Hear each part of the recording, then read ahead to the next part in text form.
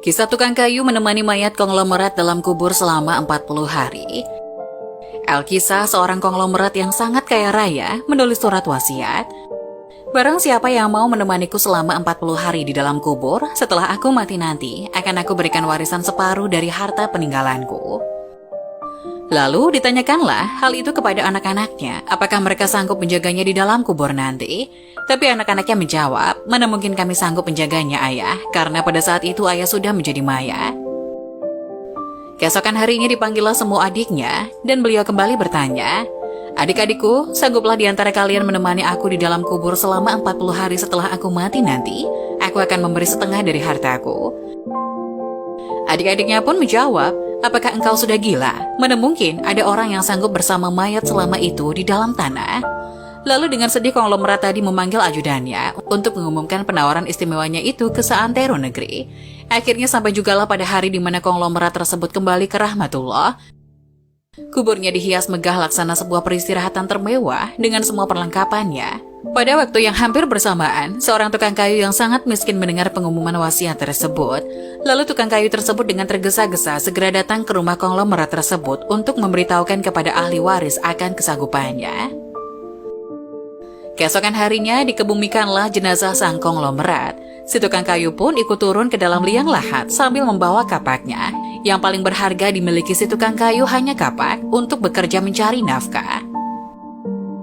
Setelah 7 langkah para pengantar jenazah meninggalkan area pemakaman, datanglah malaikat Munkar dan Nakir ke dalam kubur tersebut.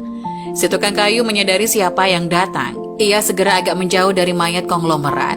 Di benaknya sudah tiba saatnya lah si konglomerat akan diinterogasi oleh malaikat Munkar dan Nakir. Tapi yang terjadi malah sebaliknya. Malaikat Munkar Nakir malah menuju ke arahnya dan bertanya, apa yang kau lakukan di sini?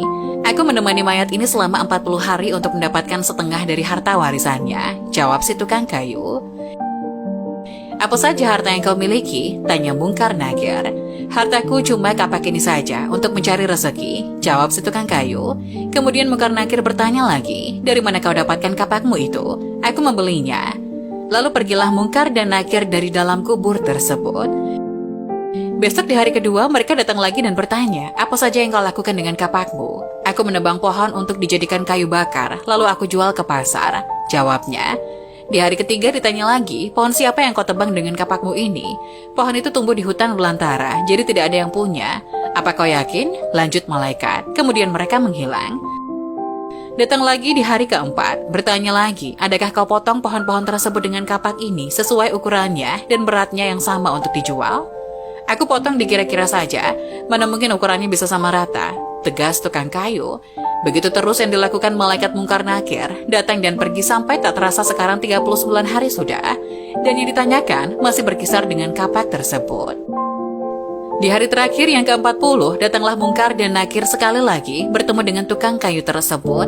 Berkata Munkar dan Nakir, hari ini kami akan kembali bertanya soal kapakmu ini. Belum sempat Munkar Nakir melanjutkan pertanyaannya, si tukang kayu tersebut segera melarikan diri ke atas dan membuka pintu kubur tersebut. Ternyata di luar sudah banyak orang yang menantikan kehadirannya untuk keluar dari kubur itu. Si tukang kayu dengan tergesa-gesa keluar dan lari meninggalkan mereka sambil berteriak, kalian ambil saja semua bagian harta warisan ini, karena aku sudah tidak menginginkannya lagi. Sesampai di rumah, si tukang kayu berkata pada istrinya, aku sudah tidak menginginkan separuh harta warisan dari mayat itu. Di dunia ini, harta yang kumiliki padahal cuma 1 kapak ini. Tapi malaikat Munkar Nakir selama 40 hari yang mereka tanyakan dan persoalkan masih saja seputar kapak ini.